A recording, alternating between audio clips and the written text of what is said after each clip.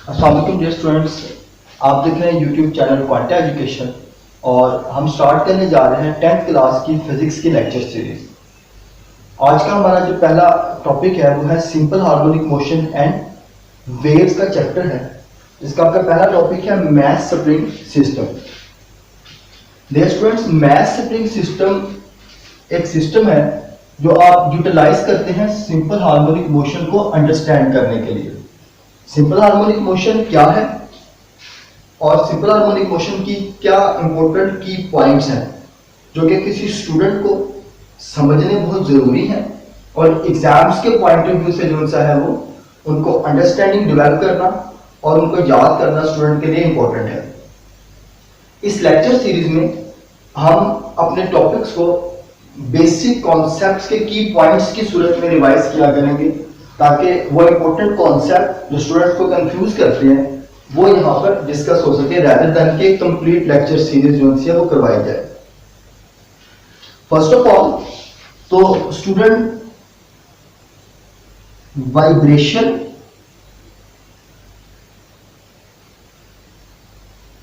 Oscillation और simple harmonic motion in तीन लफ्जों में कंफ्यूज होते हैं। तो वाइब्रेशन, सिंपल हार्मोनिक मोशन और ऑसिलेशन में क्या फर्क है? तो डियर स्टूडेंट्स, आप एक बात को क्लियर करें कि वाइब्रेशन और ऑसिलेशन एक ही मोशन का नाम है।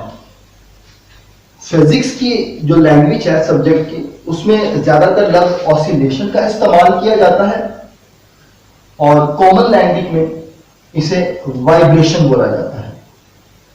जब मैं इन दोनों मोशंस को डिफाइन करूं तो मैं ये कहूंगा कि किसी एक फिक्स्ड पॉइंट के to and fro motion vibration motion या ऑसिलेटरी मोशन कहलाती है। बहुत सारी एग्जांपल्स जो सी हैं वो आपको अंडरस्टैंड है इससे रिलेटेड। आप झूला झूलते हैं, पींग लेते हैं, तो ये पींग एक सेंट्रल पोजीशन के कभी बैकवर्ड और कभी अपवर्ड मूव करती है। आप ऐसी मोशंस को वाइब्रेशन या ऑसिलेटरी मोशंस का नाम दे सकते हैं। आप पार्ट्स के अंदर झूला झूलते हैं जिसे सीसा बोला जाता है। अपनी मीन पोजीशन के कभी अपवर्ड और कभी डाउनवर्ड ट्रेवल करता है। तो आप ऐसी मोशंस को वाइब्रेशन या ऑसिलेशंस का नाम दे सकते हैं। 9th क्लास में डियर स्टूडेंट्स आपने काइनेटिक मॉलिक्यूलर थ्योरी में यह पढ़ा था कि सॉलिड्स के पार्टिकल्स कंटिन्यूसली एक स्टेट ऑफ मोशन में रहते हैं। ये पार्टिकल अपनी ही जगह पर टू एंड फ्रो मूव करते रहते हैं, कभी मीन पोजीशन से फॉरवर्ड और कभी मीन पोजीशन से बैकवर्ड। तो सॉलिड्स के अंदर जो सिंगल एटम की मोशन है उसे भी हम बोलते हैं वाइब्रेशन और ऑसिलेशन। बहुत सारे लफ्ज इस्तेमाल किए जा सकते हैं इसको डिफाइन करने के लिए। To and fro motion, back and forth motion, backward and forward motion. अब क्वेश्चन ये है कि इन दोनों मोशंस को सिंपल हार्मोनिक मोशन से कैसे डिफरेंशिएट किया जाए। तो देखिए डियर स्टूडेंट्स, यहां पर हमारे पास एक सिस्टम है जिसे हमने नाम दिया हुआ है mass spring system. Mass spring system में दरअसल हम वाइब्रेशनल और ऑसिलेशन को ही डिस्कस करते हैं। ये मैस अपनी मीन पोजीशन ओ से ए के दरमियान, वापिस ओ पर और फिर ओ से बी पर, और जिस तरह मेरा ये मार्कर एक फिक्स पोजीशन के अराउंड वाइब्रेट कर रहा है, हम इसे कहते हैं ऑसिलेटरी या वाइब्रेटरी मोशंस। डियर स्टूडेंट्स, जब इस मोशन में हम क्वेश्चन रेज कर दें कि हमारा जो ऑब्जेक्ट है उसकी वेलोसिटी चेंजेस क्या होंगे, हमारे ऑब्जेक्ट के एक्सेलरेशन चेंजेस क्या होंगी? जब वेलोसिटी और एक्सेलरेशन चेंज कर रही है तो डेफिनेटली हमारे ऑब्जेक्ट्स की डिफरेंट पॉइंट के ऊपर एनर्जीज भी डिफरेंट होंगी। तो हमारे ऑब्जेक्ट के एनर्जी चेंजेस क्या होंगे? जब इन तमाम क्वेश्चंस को हम इन्वॉल्व करेंगे कि हमें इनका आंसर चाहिए, तो फिर हम इस स्पेसिफिक मोशन को नाम देंगे सिंपल हार्मोनिक मोशन। उम्मीद करता हूं डियर स्टूडेंट्स आपको यह बुनियादी कॉन्सेप्ट अब क्लियर हो गया होगा कि सिंपल हार्मोनिक मोशन, वाइब्रेशन और ऑसिलेशन में क्या बुनियादी डिफरेंस है। इस पूरे टॉपिक में मैथ स्प्रिंग सिस्टम के हमने इन्हीं 3 सवालों के जवाब को देखना है कि हमारे सिंपल हार्मोनिक मोशन में वेलोसिटी चेंज क्या होते हैं, एक्सेलरेशन चेंजेस क्या होते हैं और एनर्जी चेंजेस क्या होते हैं।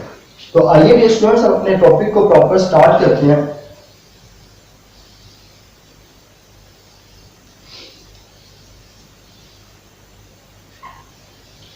सबसे पहले तो हम डायग्राम को अंडरस्टैंड करेंगे। डायग्राम में सबसे पहले हमारे पास जो कंडीशन है वो है फ्रिक्शनलेस सरफेस की। फ्रिक्शनलेस सरफेस को अगर मैं डिफाइन करूं तो no resistive force is available, कोई भी रेजिस्टिव फोर्स मौजूद नहीं है। इस बात को समझने के लिए आप एक एग्जांपल को कंसीडर करें कि हम एक ऐसी दुनिया में है जहां पर एयर फ्रिक्शन मौजूद नहीं है और आप बॉल को उछालते हैं तो उस बॉल को रोकने के लिए, स्टॉप करवाने के लिए कोई मीडियम मौजूद नहीं होगा। ऐसा रियलिटी में डियर स्टूडेंट्स पॉसिबल नहीं होता। हमेशा फ्रिक्शनल फोर्स मौजूद होती है, लेकिन यहां पर हम इस मैथ स्प्रिंग सिस्टम को पढ़ने के लिए हम अपनी इस कंडीशन को एज्यूम करते हैं ताकि हम एक्स्ट्रा कैलकुलेशन से बच सके। बिकॉज अगर हम रेजिस्टिव फोर्स या फ्रिक्शन फोर्स को कंसीडर करेंगे तो फिर हमें अपने फाइनल रिजल्ट्स में मैथ स्प्रिंग सिस्टम की इस फ्रिक्शन फोर्स को भी कैलकुलेट करना पड़ेगा। तो 10th क्लास के लेवल पर इस टॉपिक को आसान करने के लिए किताब ने एक छोटी सी अजम्पशन ले ली कि हम जो सिस्टम ले रहे हैं वो क्या है, फ्रिक्शनलेस।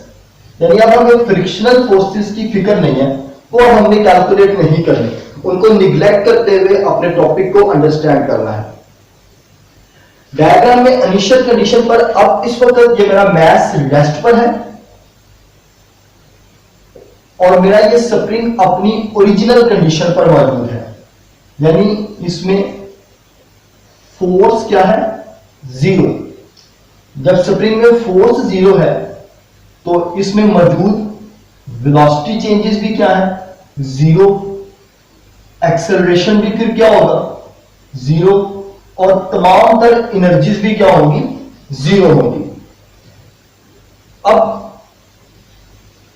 इस सिस्टम को ऑसिलेटरी मोशन में ले जाने के लिए मैं ये करूंगा कि मैं स्प्रिंग के ऊपर एक फोर्स F अप्लाई करूंगा जो इस स्प्रिंग को करेगा स्ट्रेच। मैक्सिमम लेट्स से कि ये स्प्रिंग ए पोजीशन तक स्ट्रेच हो सकता है, तो हमने यहां तक इसको स्ट्रेच किया। स्ट्रेच करने के बाद हमने इसकी ऑसिलेशन स्टार्ट करवा दी। अब ऑसिलेशन स्टार्ट कैसे होगी, तो डियर स्टूडेंट्स जैसे ही मैं यहां से इस स्प्रिंग को छोड़ूंगा, ये स्प्रिंग क्या करेगा, ये अपनी वापस ओरिजिनल पोजीशन पर जाने की कोशिश करेगा, यानी इस हालत में आने की कोशिश करेगा। इस हालत पे आने के लिए डियर स्टूडेंट्स इस स्प्रिंग को मीन पोजीशन ओ पर आना पड़ेगा, यहां पर। अब हम लोगों ने कंडीशन क्या लगाई हुई है, फ्रिक्शनलेस सरफेस है। इस मैस को रोकने के लिए कोई भी रेजिस्टेंस फोर्स एक्ट नहीं कर रही यहां पर। और न्यूटन लॉ हमें क्या कहता है कि जब तक कोई ऑब्जेक्ट पर एक्सटर्नल फोर्स अमल ना करे वो ऑब्जेक्ट रेस्ट से मोशन की हालत में, या अगर मोशन में है तो रेस्ट की हालत में नहीं आ सकता। यहां पर अब कोई भी रेजिस्टिव फोर्स मौजूद नहीं और हमारा ये ऑब्जेक्ट मूविंग स्टेट के अंदर है, मोशन में है, तो ये रेस्ट पर नहीं आएगा। तो इस पॉइंट के ऊपर कहा यह जाता है कि कुछ ना कुछ मैथ्स का इनर्शिया एग्जिस्ट कर रहा होता है। 9th क्लास में बड़ी डिटेल से आप यकीनन सीख के आए होंगे कि मैथ्स और इनर्शिया का क्या ताल्लुक है। जब इनर्शिया यहां पर मौजूद है, रेजिस्टिव फोर्स मौजूद नहीं है और ये स्प्रिंग के अंदर हमने जो फोर्स अप्लाइड किया वो यहां पर मौजूद है, तो ये मैथ्स यहां पर रुक नहीं पाएगा बल्कि ट्रेवल करता हुआ पॉइंट बी पर आ जाएगा। अब डियर स्टूडेंट्स, पॉइंट बी पर यह स्प्रिंग दोबारा से अपनी ओरिजिनल हालत में नहीं है।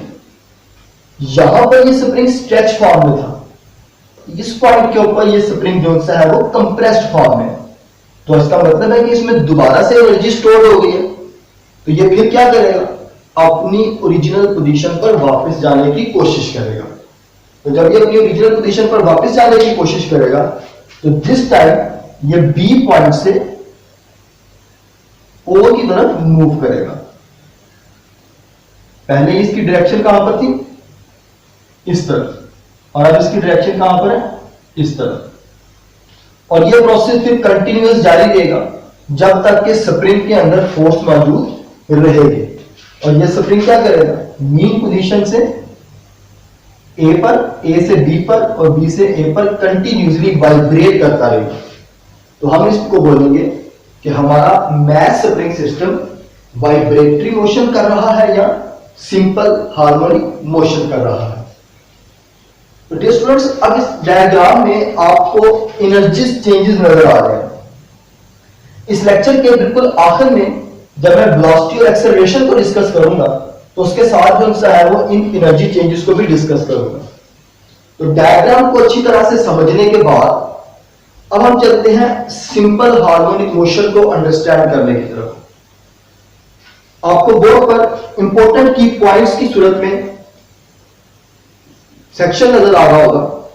ये वो पॉइंट्स हैं जो किसी भी स्टूडेंट को समझने जरूरी है इस टॉपिक के अंदर। सबसे पहला इंपॉर्टेंट पॉइंट है इसमें हुक्स लॉ का। हुक्स डियर स्टूडेंट्स एक साइंटिस्ट का नेम है जिसने इस लॉ को डिफाइन किया, और ये बहुत आसान है। एक कॉमन सेंस की बात है, ऑब्वियस बात है कि मैं इस स्प्रिंग के ऊपर जितनी ज्यादा फोर्स एक्सर्ट करूंगा ये मीन पोजीशन से उतना ज्यादा फासला तय करेगा। मैं इस स्प्रिंग के ऊपर अगर इतनी फोर्स एक्सर्ट करूं कि ये मीन पोजीशन से अपनी मैक्सिमम पोजीशन पर ना आ सके बल्कि यहां तक आ सके, तो कम फोर्स पे ये कम फासला तय करेगा। तो दोनों जो क्वांटिटीज है उनका रिलेशन जो डिफाइन किया जाता है वो किया जाता है force is directly related to displacement. इस केस में एक्स से रिप्रेजेंट किया गया है इस फासले को, ओ से लेकर ए तक। Displacement Hooke's law basically force और डिस्प्लेसमेंट के रिलेशन को डिफाइन करता है कि जितनी ज्यादा फोर्स अप्लाई की जाएगी उतना ही ज्यादा जो सा है वो डिस्प्लेसमेंट कवर होगा। अब आप जानते हैं कि किसी भी प्रोपोर्शनल इक्वेशन को कांस्टेंट में कन्वर्ट कर इक्वालिटी में कन्वर्ट करने के लिए हम कांस्टेंट अप्लाई करते हैं। यहां पर जो कांस्टेंट हम इस्तेमाल कर रहे हैं वो है कैपिटल के। कैपिटल के को डियर स्टूडेंट्स हम नाम देते हैं स्प्रिंग कांस्टेंट का। तो हमारा सेकंड इंपॉर्टेंट की पॉइंट है स्प्रिंग कांस्टेंट को अंडरस्टैंड करना कि स्प्रिंग कांस्टेंट क्या है और स्प्रिंग कांस्टेंट का मकसद क्या है। डियर स्टूडेंट्स, स्प्रिंग कांस्टेंट की जो किताब में डेफिनेशन लिखी हुई है वो है stiffness of spring is called spring constant के। स्प्रिंग कांस्टेंट को समझने के लिए मैं यहां पर एक एग्जांपल कोट करता हूं। आपके पास दो डिफरेंट टाइप्स के स्प्रिंग मौजूद है। एक स्प्रिंग आपके बॉल पॉइंट का है और एक है बाइक की ब्रेक का स्प्रिंग। स्टूडेंट्स, जब आप इन दो स्प्रिंग पर फोर्स अप्लाई करेंगे तो आप इस नतीजे पर पहुंचेंगे कि बॉल पॉइंट का स्प्रिंग जो सा है वो सॉफ्ट होता है, बहुत कम फोर्स लगाकर उसमें एक्सटेंशन यानी डिस्प्लेसमेंट यानी उसका खिंचाव पैदा किया जा सकता है। और जो बाइक का स्प्रिंग है ब्रेक का वो काफी हार्ड होता है, उसमें ज्यादा फोर्स लगानी पड़ती है उसको एक्सटेंशन देने के लिए या उसमें खिंचाव पैदा करने के लिए। तो डियर स्टूडेंट्स, हमारे पास स्प्रिंग कांस्टेंट दरअसल स्प्रिंग की इस प्रॉपर्टी को डिफाइन कर रहा होता है। सॉफ्ट स्प्रिंग में कम फोर्स लगाकर ज्यादा एक्सटेंशन पैदा की जा सकती है, खिंचाव जिसे कहते हैं, और हार्ड स्प्रिंग पे थोड़ी ज्यादा फोर्स लगानी पड़ती है उसमें एक्सटेंशन क्रिएट करने के लिए। तो यहां पर आपको दो पॉइंट्स की सूरत में ये नजर आ रहा होगा कि लार्ज वैल्यू होती है के की हार्ड स्प्रिंग के लिए और स्मॉल वैल्यू होती है के की सॉफ्ट स्प्रिंग के लिए। तो यहां पर आप लिख सकते हैं के की वैल्यू सॉफ्ट स्प्रिंग के लिए स्मॉल होगी और हार्ड स्प्रिंग के लिए के की वैल्यू लार्ज होगी। डियर स्टूडेंट्स, इसी पॉइंट्स को अब हम मैथमेटिकल इक्वेशन से भी समझ सकते हैं। आपने ये रिलेशन पढ़ा F is equal to k x. अगर मैं यहां से स्प्रिंग कांस्टेंट की वैल्यू कैलकुलेट करना चाहूं तो वो मेरे पास आएगी F divided by x is equal to k. Dear students, देखिए मेरे पास यहां पर स्प्रिंग कांस्टेंट की जो डेफिनेशन मिलती है वो ये है कि फोर्स कितनी अप्लाई करता हूं और उसके बदले में स्प्रिंग में कितनी एक्सटेंशन आती है वो मेरे पास क्या कहलाएगी, स्प्रिंग कांस्टेंट। तो आपको न्यूमेरिकल वैल्यू अगर आती है, अगर मैं ज्यादा फोर्स अप्लाई करता हूं लेट्स से 20 न्यूटन की और 2 मीटर की एक्सटेंशन आती है, तो लार्जर वैल्यू को जब स्मॉलर पे डिवाइड करूंगा तो मेरे पास आंसर लार्जर आएगा। इसका मतलब है कि ज्यादा फोर्स अप्लाई करनी पड़ेगी बाइक के हार्ड स्प्रिंग पर, कम एक्सटेंशन पैदा होगी और स्प्रिंग कांस्टेंट क्या होगा, लार्ज। इसी तरह अगर मैं सॉफ्ट स्प्रिंग बॉल पॉइंट के ऊपर सिर्फ 2 न्यूटन फोर्स अप्लाई करता हूं और स्प्रिंग में लेग से एक्सटेंशन हो जाती है 4 मीटर की, तो dear students 2 newton force apply करने पर 4 मीटर एक्सटेंशन, स्मॉलर वैल्यू को लार्जर पर डिवाइड करूंगा तो मेरे पास आंसर स्मॉलर आएगा। यानी सॉफ्ट स्प्रिंग के लिए मेरी ये फोर्स टू एक्सटेंशन रेशियो क्या आएगी, स्मॉल। तो मैं इस स्प्रिंग कांस्टेंट को ऐसे भी डिफाइन कर सकता हूं कि it is the ratio of force applied to the spring and extension produce in it. उसके अंदर कितनी एक्सटेंशन पैदा होती है फोर्स को अप्लाई करने से। उम्मीद करता हूं स्टूडेंट्स ये कॉन्सेप्ट भी आपको बड़े अच्छे से क्लियर होगा। स्प्रिंग कांस्टेंट के इस कॉन्सेप्ट के बाद एक डेफिनेशन है रीस्टोरिंग फोर्स की। डियर स्टूडेंट्स, रीस्टोरिंग फोर्स की जो डेफिनेशन बुक पर मौजूद है उस डेफिनेशन के अकॉर्डिंग वर्ड्स लिखे हुए हैं, रीस्टोरिंग फोर्स ऑलवेज पुशेस और pulls the spring back and fourth towards the mean position.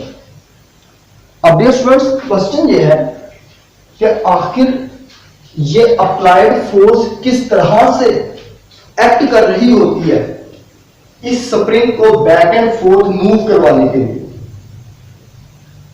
Dear students, यहां पर ग्रीन कलर में ब्रैकेट में मैंने आसान लफ्जों में लिखा है फोर्स एब्सॉर्ब इन अ स्प्रिंग।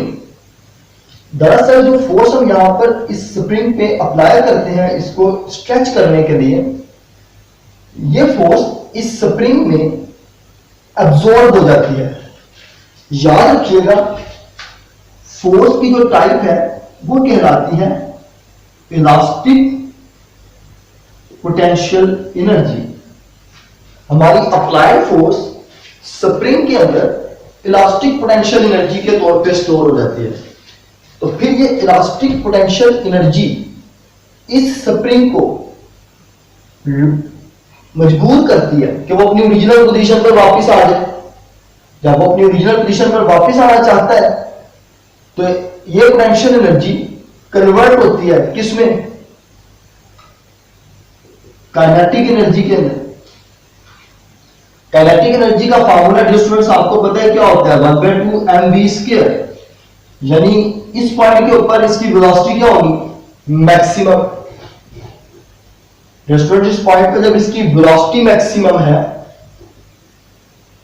तो ये सरफेस फ्रिक्शनलेस भी है, कोई रेजिस्टेंस भी मौजूद नहीं है। अब मास का कुछ ना कुछ इनर्शिया भी है, तो फिर इस मैक्सिमम वेलोसिटी की वजह से ये यहां पर रुक नहीं पाएगा और ये क्या करेगा, स्प्रिंग को कंप्रेस्ड फॉर्म में ले आएगा। अब कंप्रेस्ड फॉर्म में जब स्प्रिंग जाएगा तो दोबारा से काइनेटिक एनर्जी रीस्टोर हो जाएगी किसके अंदर, इलास्टिक पोटेंशियल एनर्जी के अंदर। और फिर से ये इलास्टिक पोटेंशियल एनर्जी क्या करेगी, अपने आप को वापस ओरिजिनल पोजीशन पर लाने की कोशिश करेगी। तो इस तरह से स्प्रिंग के अंदर एब्जॉर्ब फोर्स कभी तो उसे मीन पोजीशन से आगे की तरफ पुल कर रही होती है और कभी उसे मीन पोजीशन से पीछे की तरफ पुश कर रही होती है। तो बुक में जो लफ्ज इस्तेमाल किए हुए हैं, रिस्टोरिंग फोर्स ऑलवेज पुशेस और pulls the spring back and fourth. और यही रिस्टोरिंग फोर्स दरअसल इस टोटल वाइब्रेशन की रीजन बन रहा होता है। और ये रिस्टोरिंग फोर्स उस वक्त तक एक्ट करेगी जब तक कोई रेजिस्टिव फोर्स या कोई डैम्पिंग फोर्स इसके असर को खत्म ना कर दे। हम बिकॉज एक आइडियल सिस्टम पढ़ रहे हैं, तो आइडियल सिस्टम में हम ये लेट करते हैं कि हमारा spring system continuously vibratory motion में रहता है, वो रुकता नहीं, क्योंकि हम उसके ऊपर कोई भी रेजिस्टिव या डैम्पिंग फोर्स अप्लाई नहीं कर रहे हैं। रिस्टोरिंग फोर्स के बाद सबसे इंपॉर्टेंट कॉन्सेप्ट एक्सेलरेशन और वेलोसिटी चेंज। जैसे स्टार्टिंग में मैंने आपको ये बात बताई कि मैस स्प्रिंग सिस्टम के अंदर वाइब्रेशन को सिंपल हार्मोनिक मोशन से इस तरह से अलग किया जाता है कि हम सवाल ढूंढते हैं कि वेलोसिटी चेंजेस क्या होगी, एक्सेलरेशन चेंजेस क्या होंगे और एनर्जी चेंजेस क्या होंगे। स्टूडेंट्स, एक्सेलरेशन और वेलोसिटी चेंजेस को समझने के लिए सबसे पहले तो एक बहुत इंपॉर्टेंट प्रॉपर्टी है। ये इंपॉर्टेंट प्रॉपर्टी दरअसल सिंपल हार्मोनिक मोशन को प्रॉपर तौर पे डिफाइन करती है। अभी तक हमने सिंपल हार्मोनिक मोशन को डिस्कशन में किया है, डिटेल में पढ़ा है, समझा है कि वाइब्रेशन और सिंपल हार्मोनिक मोशन में क्या फर्क होता है और मैस स्प्रिंग सिस्टम किस तरह से एक्ट कर रहा होता है। सिंपल हार्मोनिक मोशन को प्रॉपर तरीके से डिफाइन कैसे किया जाएगा, तो आप देखिए आपके पास दो इक्वेशन लिखी हुई हैं। एक है F = kx फोर्स, और हम ये भी जानते हैं कि फोर्स को न्यूटन लॉ से कैसे डिफाइन किया जाता है, F = ma से। तो जब हम दोनों इक्वेशंस को इक्वेट करेंगे, kx = ma, m इक्वेशन की इस तरफ आ जाएगा, डिवाइड होगा, बाकी बचेगा x = a। स्टूडेंट्स, हम जानते हैं कि k हमारे पास जो सा है वो ऑलरेडी एक स्प्रिंग कांस्टेंट है, ये कांस्टेंट है c। इस केस के अंदर मास भी एक कांस्टेंट है। वो कैसे? जब हम सिस्टम में 1 किलोग्राम का मास अप्लाई कर देंगे, ऑसिलेशन के दौरान क्या हम मास चेंज कर सकते हैं? जाहिर है हम मास चेंज नहीं करेंगे और मास खुद ब खुद भी कम या ज्यादा नहीं होगा, तो लिहाजा हम यहां पर मास को क्या कंसीडर करेंगे? कांस्टेंट। तो ये टोटल फैक्टर हमारे पास क्या कहलाएगा? कांस्टेंट।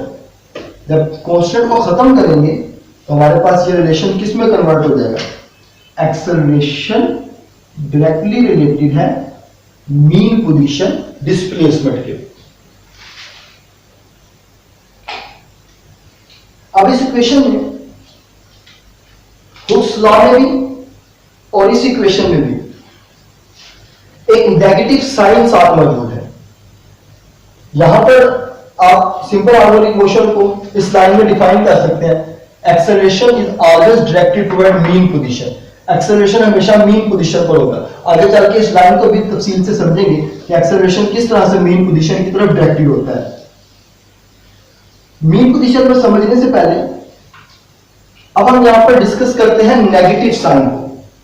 बार बार हमारी इक्वेशंस में नेगेटिव साइन आ रहा है और नेगेटिव साइन के लिए लिखा ये हुआ है कि negative sign shows that direction is always opposite to the displacement covered by the mass attached to the spring. तो स्टूडेंट्स, अब आपको बहुत तवज्जो से इस डायग्राम पर तवज्जो करनी है। इस पर अब हम वेलोसिटी चेंजेस और एक्सेलरेशन चेंजेस को पढ़ेंगे। स्टूडेंट्स, जब हमारा सिस्टम स्टार्ट नहीं हुआ था तो हमने बोला था कि हमारा ऑब्जेक्ट रेस्ट पर है, फिर हमने इसके ऊपर फोर्स अप्लाई की। फोर्स अप्लाई करने के बाद हमारा ये ऑब्जेक्ट जो है वो वाइब्रेटरी मोशन में आना शुरू हो गया। अब देखें, इस वक्त जब ये एक्सट्रीम पोजीशन पर था यहां पर, तो यहां से इस ऑब्जेक्ट ने ट्रेवल करना शुरू हुआ मीन पोजीशन O की तरफ। अब इसकी वेलोसिटी की डायरेक्शन कहां पर थी? इसकी वेलोसिटी की डायरेक्शन जो सी है वो मीन पोजीशन की तरफ से, और एक्सेलरेशन की डायरेक्शन हमेशा कहां पर होती है? याद रखिएगा dear students, acceleration is always directed towards the mean position. वो जिस डायरेक्शन में वेलोसिटी है वो उसी डायरेक्शन में होगा। तो अब एक्सेलरेशन कहां पर है? मीन पोजीशन की तरफ है। ये ऑब्जेक्ट O से मूव करता हुआ एक्सट्रीम पोजीशन पर आ जाता है D पर। अब जब ये दूसरी एक्सट्रीम पोजीशन पर आता है तो यहां से ये वापस मूव करना चाहेगा दोबारा मीन पोजीशन O की तरफ। तो इसकी वेलोसिटी मीन पोजीशन की तरफ है, तो जिस डायरेक्शन में वेलोसिटी होगी उसी डायरेक्शन में क्या होगा? एक्सेलरेशन। तो पॉइंट O से A से जब वापस आ रहा था तो एक्सेलरेशन कहां पर डायरेक्टेड था? मीन पोजीशन की तरफ। पॉइंट A से B से जब O पर वापस आ रहा था तो एक्सेलरेशन कहां पर डायरेक्टेड था? मीन पोजीशन O की तरफ। तो हम यहां पर बोलेंगे कि acceleration is always directed toward mean position.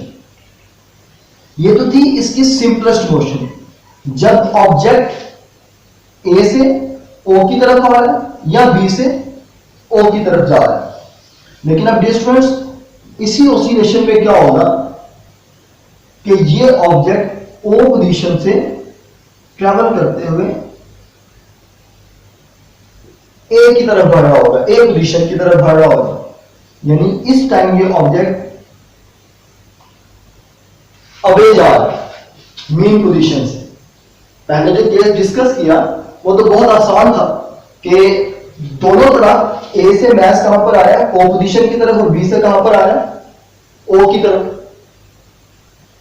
अब इस केस के अंदर हमारे पास क्या है? हमारा ऑब्जेक्ट O पोजीशन से A की तरफ ट्रैवल कर रहा है या O पोजीशन से B की तरफ ट्रैवल कर रहा है। यानी दोनों सिचुएशन के अंदर हमारा ऑब्जेक्ट अवे जा रहा है। तो स्टूडेंट्स, वेलोसिटी की तो डायरेक्शन हमेशा वही होगी जिस डायरेक्शन में डिस्प्लेसमेंट कवर कर रहा होता है। लेकिन याद रखिएगा, हम लोगों ने बिल्कुल स्टार्टिंग में पढ़ा कि मैक्सिमम वेलोसिटी होगी इस पॉइंट के ऊपर, क्योंकि सरफेस फ्रिक्शनलेस है, इनर्शिया मौजूद नहीं है, और एक्सट्रीम पोजीशन के ऊपर वेलोसिटी जीरो होती है। इसकी रीजन आगे चल के लेक्चर में हम डिस्कस करते हैं कि एक्सट्रीम पोजीशन पर वेलोसिटी कैसे जीरो होती है।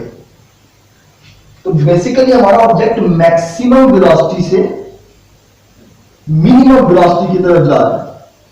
यानी जो एक्सेलरेशन है वो नेगेटिव एक्सेलरेशन है, और नेगेटिव एक्सेलरेशन की डायरेक्शन हमेशा क्या होती है? वेलोसिटी की डायरेक्शन के ऑपोजिट। तो अब अगर मैं यहां पर एक्सेलरेशन की डायरेक्शन ड्रॉ करूं तो वो वेलोसिटी की डायरेक्शन के ऑपोजिट आएगी, और ये डायरेक्शन भी कहां पर आती है? मीन पोजीशन की तरफ। अब यहां पर अगेन बी पोजीशन पर वेलोसिटी की डायरेक्शन ये है, ये वेलोसिटी की डायरेक्शन के क्या आएगी? ऑपोजिट, मीन पोजीशन की तरफ। तो नेगेटिव साइन इस इक्वेशन में दरअसल इस केस को रिप्रेजेंट करने के लिए लगाया जाता है कि ये फिनोमिना भी तो इसी मास स्प्रिंग सिस्टम में हो रहा है। मास स्प्रिंग सिस्टम पहले ए पोजीशन से अवे गया, फिर ए पोजीशन की तरफ आया, फिर ओ पोजीशन से अवे गया बी की तरफ और बी से फिर वापस ओ की तरफ आया। तो वो लम्हे जहां पर ये ऑब्जेक्ट ओ से ए की तरफ या बी की तरफ अवे जाता है, तो दरअसल ये मैक्सिमम वेलोसिटी से जीरो वेलोसिटी की तरफ मूव कर रहा होता है। उस सिचुएशन के अंदर हमारे पास एक्सेलरेशन क्या होता है? Negative acceleration. तो नेगेटिव एक्सेलरेशन की डायरेक्शन वेलोसिटी की डायरेक्शन के हमेशा ऑपोजिट लिखी जाती है। तो अब जब हम यहां पर एक्सेलरेशन का वेक्टर ड्रॉ करेंगे तो ये वेक्टर वेलोसिटी के ऑपोजिट आ रहा है, तो ये नेगेटिव साइन दरअसल रिप्रेजेंट कर रहा है कि डिस्प्लेसमेंट ट्रैवल हो रहा है ए की तरफ और एक्सेलरेशन की डायरेक्शन कहां पर है? मीन पोजीशन की तरफ। और इस तरीके से हमारी ये इक्वेशन भी जस्टिफाई होती है कि acceleration is always directed toward mean position. आया कि हमारा रिस्टोरिंग फोर्स ऑब्जेक्ट को पुल कर रहा है या पुश कर रहा है, हमेशा एक्सेलरेशन की डायरेक्शन क्या होगी? मीन पोजीशन की तरफ होगी। डियर स्टूडेंट्स, उम्मीद करता हूं कि आपको यह कॉन्सेप्ट बड़े अच्छे से समझ में आ गया होगा। इस कॉन्सेप्ट को समझने के बाद नेगेटिव साइन के यहां पर वेलोसिटी एक्सेलरेशन टेबल बनाया गया है। डियर स्टूडेंट्स, ये टेबल आपको वैल्यूज को आसान करके याद करने के लिए बनाया गया है। आपकी बुक में सिंपल हार्मोनिक मोशन के मैथ स्प्रिंग सिस्टम में आखिर में एक काफी बड़ा पैराग्राफ लिखा गया हुआ है। उस पूरे पैराग्राफ का निचोड़ इस टेबल में मौजूद है। वेलोसिटी किस तरह से मीन पोजीशन पर मैक्सिमम होती है, एक्सट्रीम पोजीशन के ऊपर जो सा है वो जीरो होती है। तो सबसे पहले आसान सा केस अंडरस्टैंड करते हैं एक्सट्रीम पोजीशंस के ऊपर। एक्सट्रीम पोजीशंस के ऊपर वेलोसिटी हमेशा जीरो लिखी जाती है। एक्सट्रीम पोजीशन बी पर भी, एक्सट्रीम पोजीशन ए पर भी। डियर स्टूडेंट्स, आप एक क्रिकेट बॉल को पकड़े और उसे हवा में उछालें, तो आपने ये सीखा होगा 9th क्लास के चैप्टर 3 में कि मैक्सिमम हाइट पर पहुंचने के बाद ये बॉल कुछ लम्हे के लिए, बहुत कम लम्हे के लिए रुकती है। तो उस स्पेसिफिक लम्हे पर इसकी वेलोसिटी जीरो होती है। यानी हमारा कोई भी ऑब्जेक्ट जो लीनियर मूव कर रहा है, जब उसे कहा जाए कि वो ऑल सडन अपनी डायरेक्शन को चेंज करे, तो ऐसा पॉसिबल नहीं है कि वो अपनी वेलोसिटी को कंटिन्यू रखते हुए अपनी डायरेक्शन चेंज कर ले। उसे अपनी डायरेक्शन चेंज करने के लिए रेस्ट पर आना पड़ेगा, चाहे वो 1 सेकंड से भी कम का टाइम क्यों ना हो। 1 सेकंड का 100वां हिस्सा भी हो सकता है, 1 सेकंड का 10वां हिस्सा भी हो सकता है, 1 सेकंड का 50वां हिस्सा भी हो सकता है, लेकिन कुछ छोटे से लम्हे के लिए हमारा वो ऑब्जेक्ट रेस्ट पर आएगा। इस चीज को प्रैक्टिकली अप्लाई करने के लिए, अंडरस्टैंड करने के लिए डियर स्टूडेंट्स, आप एक छोटी सी प्रैक्टिकल एग्जांपल करें। आप अपने रूम में सीधा चलना शुरू करें और फिर सडन से जिस लाइन में आप चल रहे हैं उसी लाइन में वापस मुड़ना शुरू करें, तो आप देखेंगे कि आप जिस पोजीशन से वापस टर्न लेते हैं, अब वहां पर कुछ देर के लिए रेस्ट पर आएंगे। तो डियर स्टूडेंट्स, बिल्कुल यही केस है मैथ स्प्रिंग सिस्टम का, कि मैथ स्प्रिंग सिस्टम में हमारे पास एक्सट्रीम पोजीशंस पर ये ऑब्जेक्ट एक लीनियर मोशन कर रहा है, ये एक सीधी लाइन में ट्रैवल कर रहा है ए की तरफ, और ए से मूव करते हुए सडन अपनी पोजीशन को चेंज करता है। तो उस स्पेसिफिक लम्हे पर हम इसकी वेलोसिटी को जीरो लिखेंगे। इस वजह से डियर स्टूडेंट्स, टेबल के अंदर दोनों कॉलम्स जो एक्सट्रीम बी पोजीशन पर है और एक्सट्रीम ए पोजीशन पर है, मैंने वहां पर वेलोसिटी के सिंबल के आगे जीरो लिखा है। और ऑब्वियस सी बात है कि मीन पोजीशन ओ से ए की जानिब बढ़ते हुए जब मैक्सिमम वो अपना फासला तय कर चुका होगा, तो हमारा जो डिस्प्लेसमेंट एक्स है वो क्या होगा? मैक्सिमम। तो वेलोसिटी दोनों एक्सट्रीम पोजीशंस के ऊपर जीरो और डिस्प्लेसमेंट दोनों एक्सट्रीम पोजीशन के ऊपर मैक्सिमम। अब डियर स्टूडेंट्स, इन्हीं दो पॉइंट्स पर हम एक्सेलरेशन की वैल्यू को अंडरस्टैंड करेंगे, लेकिन उससे पहले इन्हीं दो पॉइंट्स को हम मीन पोजीशन पर भी डिस्कस कर लेते हैं। मीन पोजीशन पर इस पॉइंट को मैं अपने लेक्चर के अंदर पीछे रिवाइज कर चुका हूं, यहां पर इसे दोबारा से रिपीट करते हैं। हमारी सरफेस है फ्रिक्शनलेस, हम लोगों ने अप्लाइड फोर्स की हुई है, यानी इलास्टिक पोटेंशियल एनर्जी स्प्रिंग में स्टोर की हुई है, जैसा कि मैंने टॉपिक में रिस्टोरिंग फोर्स के वक्त समझाया। अब ये मैस यहां से ट्रेवल करता हुआ अपनी मीन पोजीशन ऊपर आएगा, तो यहां पर इसका कुछ इनर्शिया होगा, रेजिस्टिव फोर्स जीरो होगी। इनर्शिया की वजह से ये स्प्रिंग इलास्टिक पोटेंशियल एनर्जी की मैक्सिमम एनर्जी पर होगा। तो हम यहां पर मीन पोजीशन के ऊपर फिर जो इसकी वेलोसिटी लिखेंगे वो क्या लिखेंगे, मैक्सिमम, क्योंकि कोई रेजिस्टिव फोर्स मौजूद नहीं है, स्प्रिंग को रोकने वाली कोई चीज नहीं है। स्प्रिंग इलास्टिक फोर्स को रिमूव कर रहा है, किस लिए, ताकि वो ओरिजिनल पोजीशन पे वापस आ सके। यहां पर वो अपनी मैक्सिमम इलास्टिक फोर्स को डिलीवर कर चुका है। अब मैक्सिमम इलास्टिक फोर्स को वो डिलीवर कर चुका है, तो यहां पर रुकना चाहिए उसे, लेकिन वो रुक नहीं पाता क्योंकि कोई रेजिस्टिव फोर्स नहीं है और इनर्शिया मौजूद है। तो यहां पर उसे उसकी वेलोसिटी क्या होगी, मैक्सिमम। और मीन पोजीशन के ऊपर मैस स्प्रिंग स्टेट में ओ पोजीशन पर हमारा डिस्प्लेसमेंट क्या लिखा जाएगा, वो लिखा जाएगा जीरो। उम्मीद करता हूं कि स्टूडेंट्स ये कॉन्सेप्ट आपको बड़े अच्छे से अंडरस्टैंड हो गया होगा। अब हमारे पास नेक्स्ट जो पॉइंट है वो है एक्सेलरेशन का। स्टूडेंट्स की जो अंडरस्टैंडिंग है पहले मैं वो डिस्कस कर देता हूं। स्टूडेंट्स ये समझते हैं कि एक्सट्रीम पोजीशन पर क्योंकि वेलोसिटी जीरो है, तो डेफिनेशन ऑफ एक्सेलरेशन के अकॉर्डिंग एक्सेलरेशन भी जीरो होगा। यह है स्टूडेंट्स की अंडरस्टैंडिंग, लेकिन किताब में ऐसा नहीं लिखा हुआ। किताब वाला थोड़ा सा हटके लिखता है, वो कहता है एक्सेलरेशन एक्सट्रीम पोजीशन पर मैक्सिमम होगा। तो अब हम इस कॉन्सेप्ट को समझते हैं कि ऐसा क्यों है।